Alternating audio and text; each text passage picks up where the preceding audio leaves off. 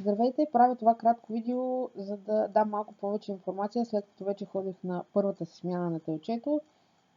Просто за хората, които се интересуват какво е преживяването. Така, общо взето цялата процедура протича около 10-15 минути.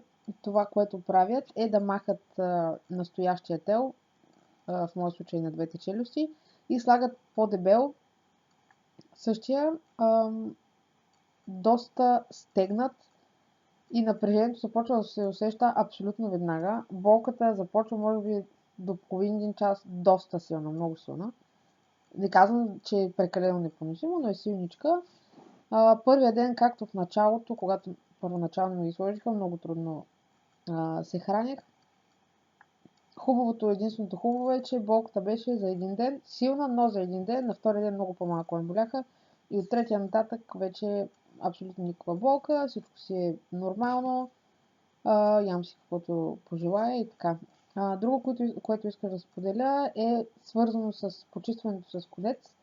От няколко седмици насам не чистя зъбите си всяка вечер с конец. Първото, което е, не мисля, че за един ден се събира чак толкова храна в пространството между зъбите. И второто, което е, разбрах, че не е чак толкова здравословно за венците, понеже малко или много те се нараняват, понякога кървят, когато се търка с кончето. Другото, което е, използвам, вярвам, че може би всеки използва вода за уста, а дори да не използвате, тази, която аз препоръчвам и най-много ми харесва, е Листерин, лилавата, която има 6 действия. Има и лилава Zero, тя е без алкохол, много по-приятна и много по-лесна за свикване за, например, хора, които не са използвали преди.